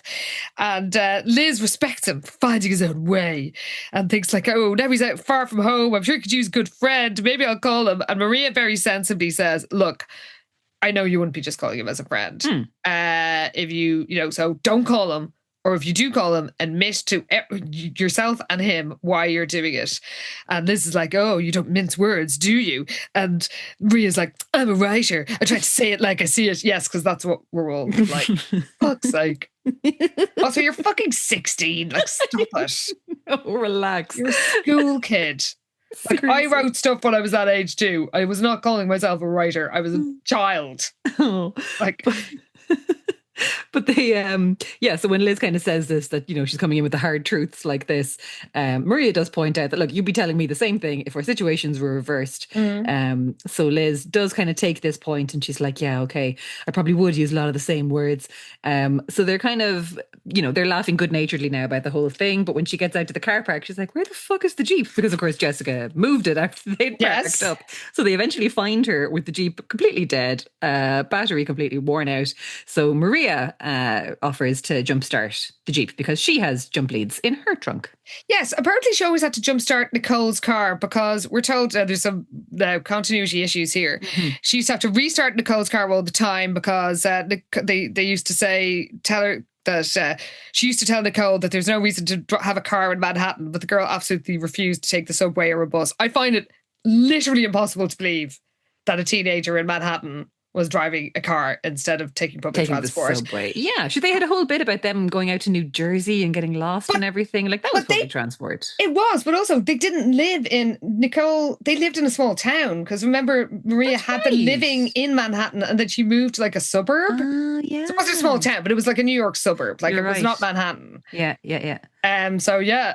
Apparently Maria was always helping Nicole out, and we get a whole recap of Nicole and how her and Liz became friends by the end of the camp. And apparently she's been getting rides to school from a hot guy in her honours history class, and Liz is genuinely pleased for it, which would be a nice moment if Liz wasn't such a raving bitch and terrible friend throughout this book. Yeah, facts. Honestly, like she's so fucking mean in this book. But yeah, so Jessica is just like, yeah, Liz is kind of saying, "Oh, I'm glad to hear that about Nicole," but Jessica's just like, "We have to go. Come on, Liz." So she's just getting yanked away from the conversation. Jessica just like slumped down on the passenger side because she's so grumpy about this whole thing. So Liz hops in and she's like, "You drive." Yeah. Because she's just sulking now. So Liz drives them home and she's just kind of spacing out and wondering about Joey. She's like, oh God, what should I do? Will I ever get over him? So she asks Jessica if she still thinks about Paul. And Jessica's like, yeah, all the time. I don't think I would have gotten over Christian's death if it hadn't been for Paul. And it's like, I don't know about that. Everyone processes grief differently. However, some process it more convincingly than others. Very true. But yeah, she reveals to Jessica that she got a letter from Joey and explains about the whole UCLA thing, but also that she just can't stop thinking about him and admits that she still has feelings for him. And Jessica's like, so what's the problem? This is like, my boyfriend, Todd, remember him? But Jessica's solution is just date them both. Yeah, she literally shrugs and says, why not date both? It's like my twin will never understand. And we're reminded that she did start going out with Christian when she was with Ken. So she just tells Jessica that she doesn't actually want to lose Todd, but she was worried that my romance with Joey will get back to him. She's sure Aaron and Winston suspect. And then, of course, there's Lila. Like, this is a good point. Yeah. But Jessica says she'll make sure Lila doesn't tell. She's going to blackmail her. Basically, yeah, because apparently Lila explained all those mad credit card charges to her parents by saying that she was buying stuff for poor people who lived in a wooden shack near the camp as a way to explain all the fucking fancy food she was getting shipped in every other day. And apparently they bought that explanation. They did. But basically, yeah, Jessica says that, her parents would absolutely freak out if they knew that the only people that Lila was helping were herself and Beau with all their fancy deliveries. So she's like, yeah, don't worry, I'll blackmail her. It'll be fine. She won't tell anyone about you and Joey. Kind of appreciated that, to be honest. Very pragmatic, yeah. Yeah, it's a very practical approach to these things. Oh, we do learn that the only thing that the parents didn't mind was Lila and Beau investing in the crop dusting plane. They thought it was a sensible investment. Yeah, they were fine with that. So, but they would have a fit if they found out the only poor people in the woods Lila helped for herself and Beau. Yeah. It's quite funny. So the next day, Jessica carries her lunch tray, around the cafeteria because she's sure that Jonathan has to come to lunch sooner or later. But Lila's like, oh, looking for a tall, dark stranger in tight black jeans. And Jessica's like, how do you know what pants he's wearing today? Now, he seems to wear either black jeans or leather pants. So it's kind of a 50-50 guess, really, isn't it? Yeah, like he's not wearing tracksuit bottoms coming to school. So, yeah, Lila's just like, well, I saw him today after one of their classes. And Jessica immediately is like, where was he? Was he alone? Did he say anything? And Lila is just like, how can you still be attracted to that creep after he left you stranded with a dead battery yesterday? But Jessica just shrugs it off. She's like, nope, I've decided to give him another chance because I'm so generous. And again, this is where she then explains to Lila that she's going to blackmail her if she says anything about Liz and Joey to anyone.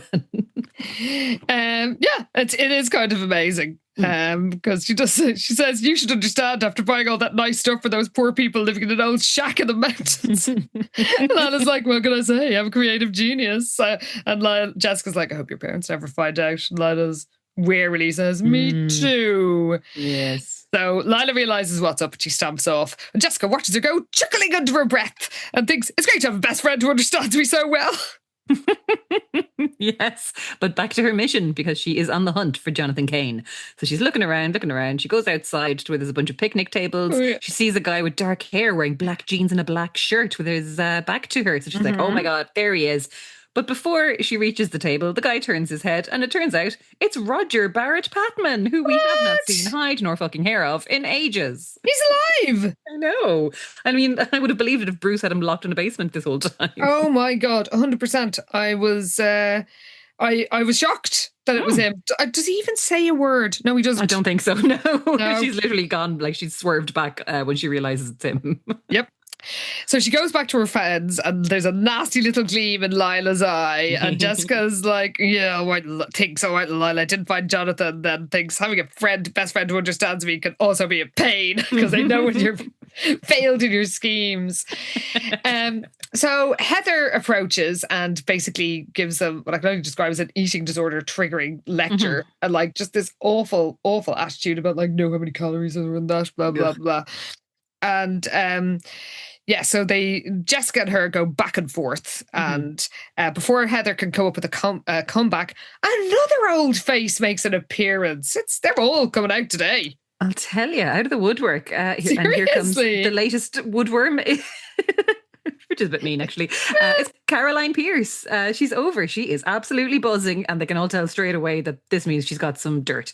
Because, of course, she is the biggest gossip in Sweet Valley High. Even though we had a whole book about how Caroline was putting her gossipy ways behind her, it did not last. No, didn't stick. No. So she wants to know, has anyone met the new guy yet? Because apparently she heard some of the teachers talking about him when she was walking by the faculty lounge. And Jessica's like, yeah, with your ear pressed against the door. Which is fair, to be honest. Accurate, I would say. Caroline lives for a bit of eavesdropping. So apparently Jonathan is taking advanced chemistry, and she heard Mr. Russo saying that, that he had offered to excuse Jonathan from some like pop quiz or exam that they'd had that morning because he'd only like just started in the school. But Jonathan took the test and he aced it. But also he was doing some homework for Mrs. Jacoby. Is she like history or what's her? Was it geography? Because it was about modern cultures of Eastern Europe. Yeah. So this was, whatever the homework he had turned in was all about this. And it was stuff that the teacher even didn't really know and had to like look up in the library the previous night, apparently. And all his information was accurate. So so it seems like he has like this huge amount of knowledge. So weird. And he's like really good at Eastern all these Europe. Yes. But yeah, Amy just talks about how hot he is. Sandy is like, I guess if you like the pale skin type. And again, insulting our nation. I mean, look, we can't help it. Then Amy says it looks like a few others think he's hot too, and points to a table behind Jessica saying, check out the gothic gang. Fuck yes. Goths have finally come to it's 1996 and goths are finally in Sweet Valley. But they never call them goths. No, just the gothic gang and this gothic look. They never just say goth. Like, it's 1996. People know what goths are at this point, lads. Like people were calling goths in the early on in the 80s. Like how? Absolutely, yes. Well, they're quite dramatically dressed. Can we describe their makeup, or is that going to count as an outfit? I think. It all kind of ties in, I think, with the look. Yes. But basically the gothic gang, it's a group of girls. They're all dressed in a very particular way, hoping to attract Jonathan's attention. And Jessica is just like, ugh, they're so misguided. They don't stand a chance. But then, of course, Caroline she's doing so well. I know. Like, she's literally been blanked by him twice now in very... blunt fashion, but like she does kind of let slip that she's got her eyes on Jonathan, because of course Caroline doesn't miss anything and sees this straight away, so she's like, okay, maybe I need to cool my jets a little bit, or maybe not just talk about how he will be mine out loud, because she's like, look, I've yet to actually talk to the guy. But she's sure he's going to find himself wrapped around her finger very soon. So she brushes her hair before her next class. She's finally going to go to French this time, but she does consider going out there and chaining Jonathan's Harley to the Jeep and let the air out of his tires. For a moment, she wondered if she could find a metal chain in the industrial arts department, and then she bursts out laughing. Imagine yourself pulling a bizarre trick. It's like, I can worryingly totally imagine you doing this, because you're already quite extreme.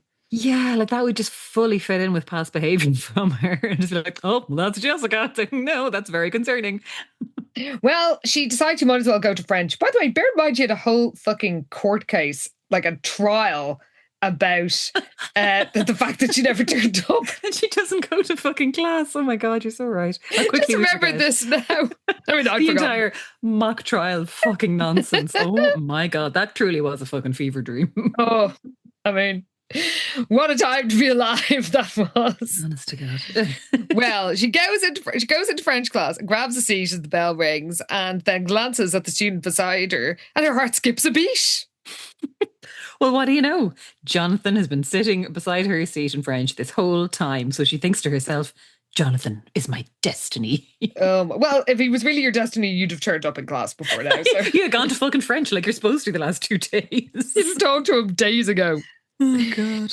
Well, Miss Dalton begins the class as she always did. We're told, bonjour, mes amis. And we're told she's wishing a good day to her, quote, friends. And harsh. Put the bit friends in inverted commas. That is quite pointed, actually. Yeah. We're told she's fairly pretty for a teacher. For a teacher. So rude. She's like 25. I know. So yeah, she wonders if Jonathan finds Miss Dalton attractive, but then completely dismisses this pesky idea because she thinks confidently, Jonathan is my destiny. Well, he's not going to be shagging a teacher, I hope. So oh, God. Miss Dalton would not be an issue. Oh. Yeah, well, I kind of feel like she's not being taken in by him because he is a student. Yes. She is not interested. No, she is not showing any signs. No. So Jonathan stares straight ahead, not really looking at anybody, but Jessica's not fooled, we're told. He's aware of me as much as I am of him. What is making you think this, apart from your own deluded ego? Like, this is the Wakefield way. Fair. So Miss Dalton conjugates some verbs to the chalkboard. Everyone takes out their notebooks, but Jessica doesn't write French notes. She writes, so tell me, Jonathan Cain, do you always ignore damsels in distress, or were you just feeling rude yesterday? And she grins to herself as she hands it to him. Imagine handing that to a stranger you've never talked to. I would sooner die. Well, she grins mischievously, we're told. Oh, she's such a little scamp. Ooh. Yeah, Jonathan ignores her note, but eventually picks it up and unfolds it, and then writes something and hands it back. Jessica's hands are trembling when she reads the response. You don't want to mess with me, it said. I eat little girls like you for breakfast. Oh my God! Horrifying, but Jessica is thoroughly intrigued.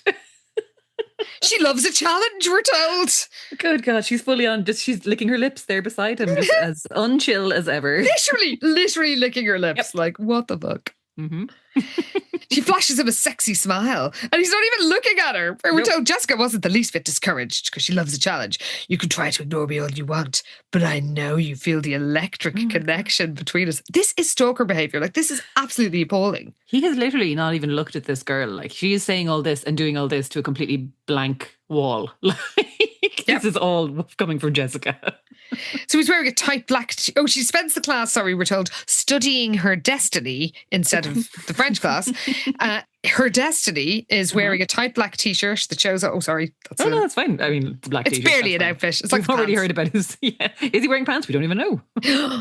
Maybe not. Maybe he's doing a Donald Duck. Donald Duck in it in French class. Just his black t-shirt. Good Lord. Yeah, so he's the thing is, there are some things like the pants that we do have to mention because they're sort of part of the story. You're like, everybody's starting to run. So it's a tricky one in this because it is quite fashion based. Yeah, those are plot pants. Yeah, they are plot pants. So we can assume he's wearing his plot pants now. And can you tell it's later than usual? When oh my God, it's so fucking hot. I'm so gross and sweaty as well. It's just like slightly delirious.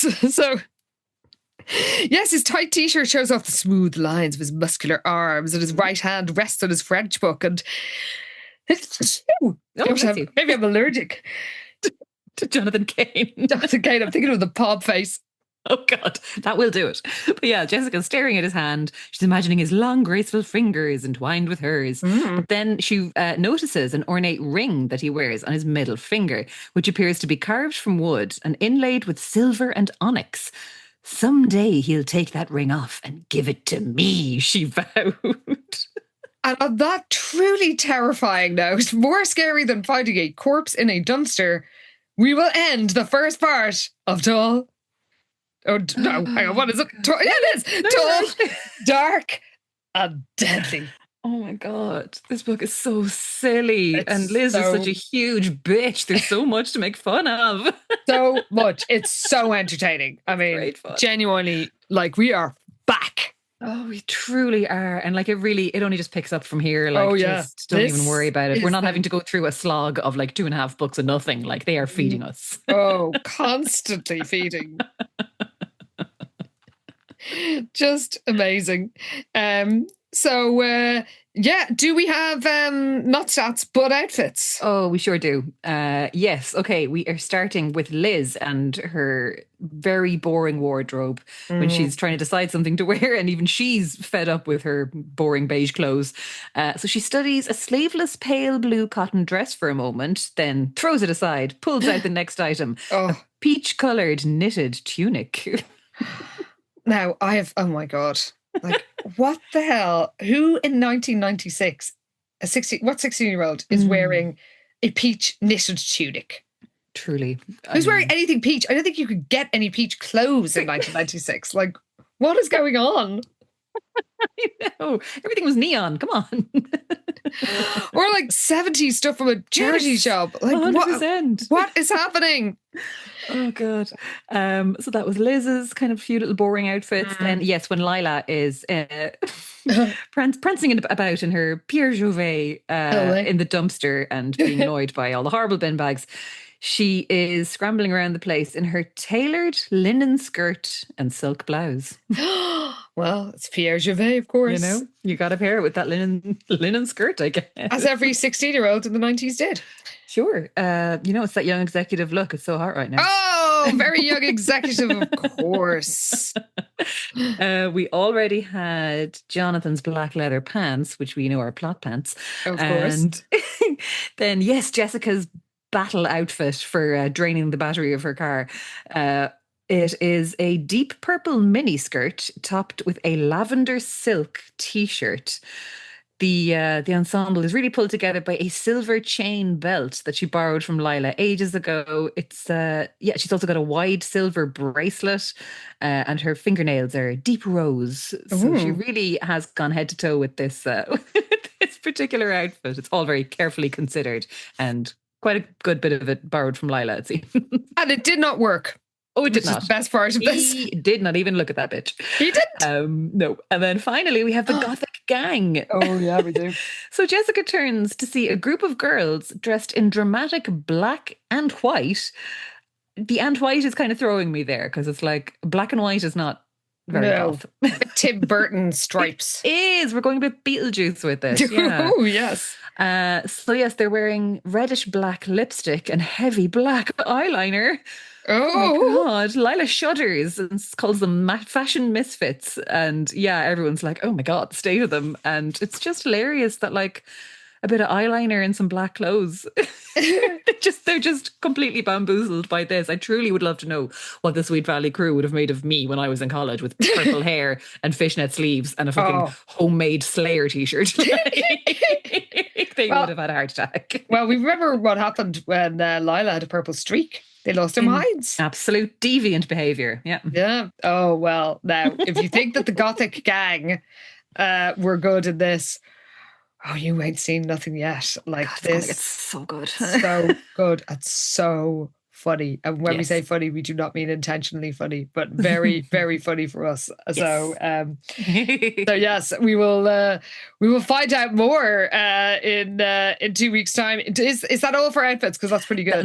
No, that's it for the first half, and it is a very solid showing so far. In fairness, it's such a promising start to this trilogy because we have been stung by trilogies that only get going in the very last book, and I really feel like this is going to deliver from day one. It hits the ground running. I think we can all agree.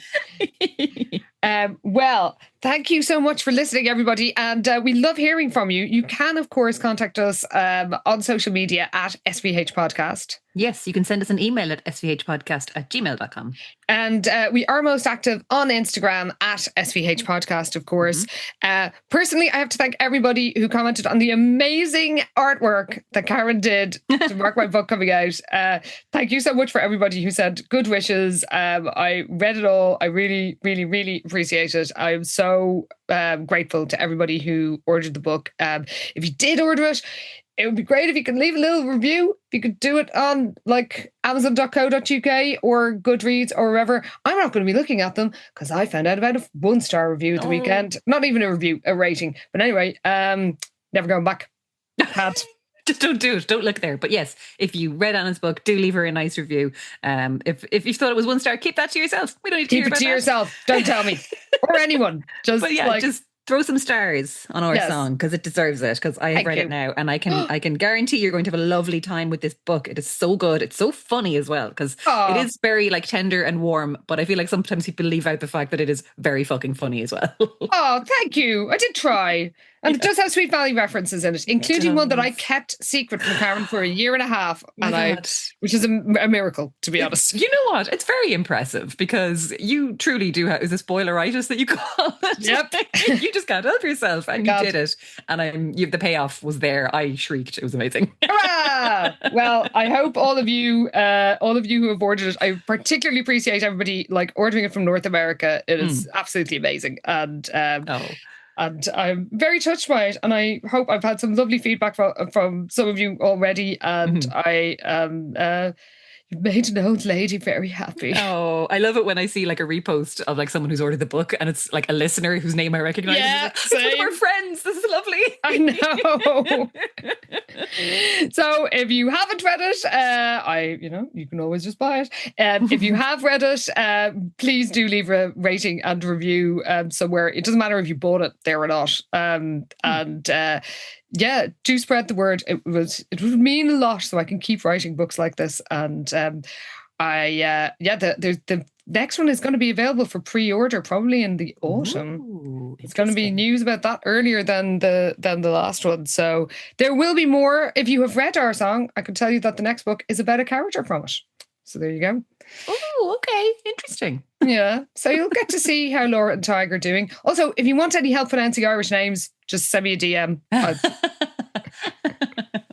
Because there's Tig, it says how to pronounce it, but there's Fiacra, there's a Cuiva, there's an Aoife, there's an Ashling. Oh, yes. There's the Court. Well, you know how to pronounce that because we've talked about Caitlin at length.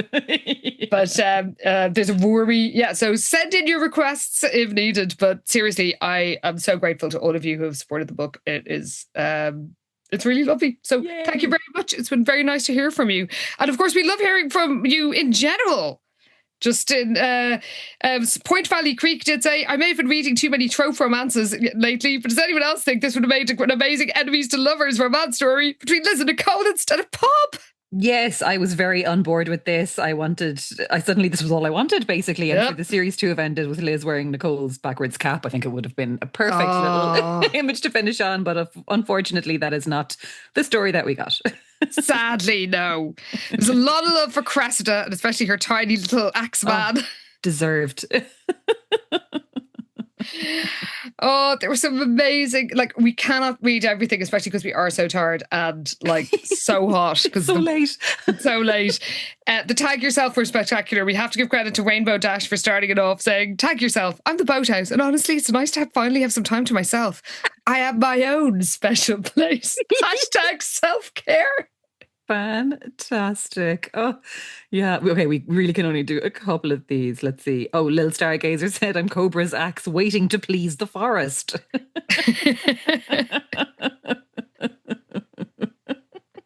Oh, and I did like Sister Betty Confetti saying, I'm me, waking up from a gentle nap on the Madrid-Barcelona train with a bit of a snort and a grunt and the burning question in my mind. Did I hear that right? Someone punched a child in the face. Someone punched a child in the face.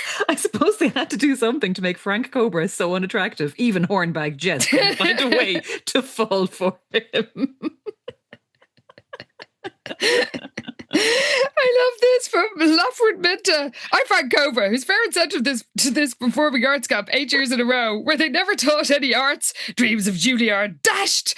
And the only skills I learned each summer were the demented forestry worship and axe swinging. I'll never rest until all the campers are beating the moss or something. I never took biology either. Poor Frank. And actually, Lady Fabulous said, I'm Lottie Matthews reading this book on a flight with my high school girls soccer team, feeling an affinity with this Cobra guy. And that made me realise this book came out the summer that the crash in Yellow Jackets is meant to have happened. Oh my God, it all adds up. Oh my God, there's just so much good stuff in this. It's just... There is. It's fantastic. Libby Grant also said, I'm forest people. That was me failing to remember that it was like, oh, fuck it. What was it again? Forestry services? Yeah, who knows? Jesus, forest people. I don't know, man. Yeah, you got me. Fair enough. Bible Flickette said, I'm Tanya. Because I'm not from Sweet Valley, I've had to have counselling to deal with the trauma from going to Camp Echo Mountain. Yeah, that's not going to happen to anybody else. Oh, very true. Oh, I did like this from Maximiliana saying, Liz going weirdly catatonic is full circle to Alice checking out during the DUI trial. Victorian doll mode engaged. Oh my God. That actually does make a weirdly Wakefield logic kind of sense.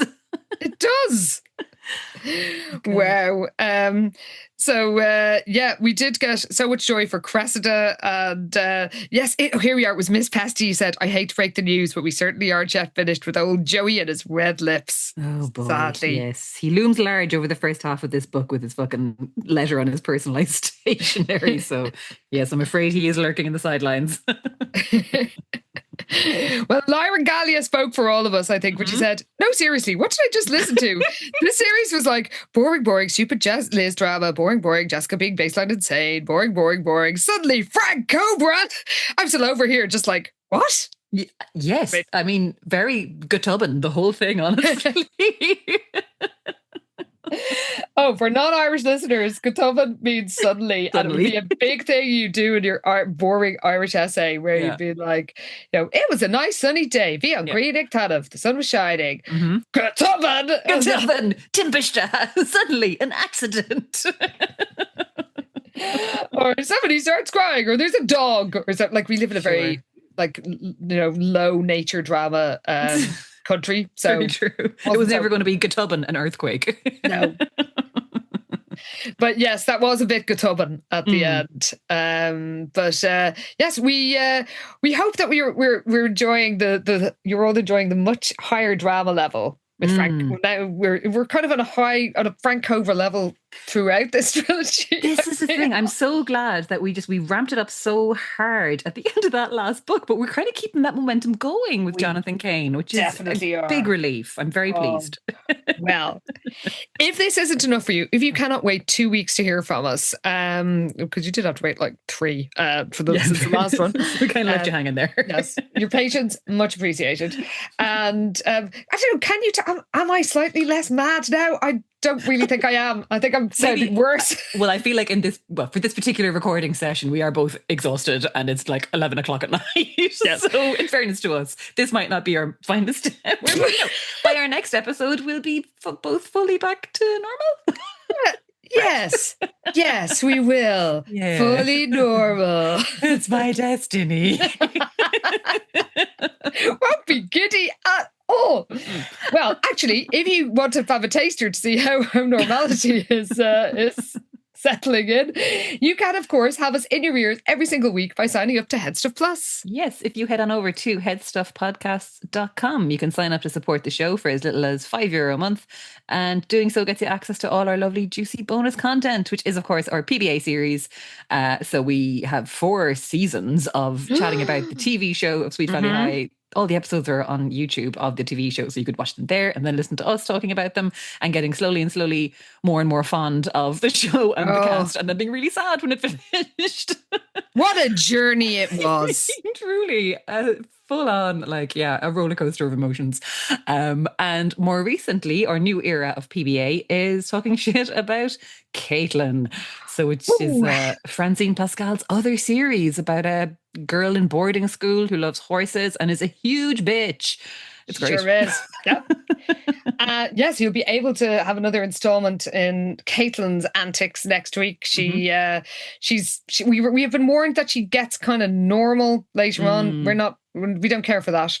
Yeah, but look, we're still on book 1. We're going through it very slowly. So we're literally doing like 3 or 4 chapters at a time because we're trying to keep our bonus episodes reasonably short so we don't fully lose our minds to the works of Francine Pascal every single week. That ship sailed. Because we do have actual jobs. But yeah. But yeah, we are having great fun over there chatting about Caitlin and her various antics at, oh my God, what's it called again? The Academy? Highgate. Highgate? I was like, is that just because I was in Highgate yesterday? Oh, very nice. I mean, seriously, yeah. Anything could come out of our mouths right now. Really, we better stop before we say something terrible. But yes, that's all over there in PBA. We'll be back next week with Caitlin. And yeah, that's we're kind of back to normal scheduling now, I think, at this point. So we should be more regularly I guess normal. We can be normal. Yeah, I mean, I feel I've sort of crossed a point of no return, and I think all bets are off from now on. Let's see how we go. Yeah, I mean, that's another suspenseful thing to keep you waiting, listeners. What a cliffhanger! Have we lost our minds? Tune back next week and see. Well, PVA siblings, we love and appreciate you. We will see you in the clubhouse next week, and everybody else, we love and appreciate you too. Absolutely. And we will see all of you in the main feed in 2 weeks' time when we find out what happens when the entire Sweet Valley student body are frankly losing their minds over somebody who's tall, dark, and deadly. Ooh. See you then, everybody. Thanks for listening. Bye.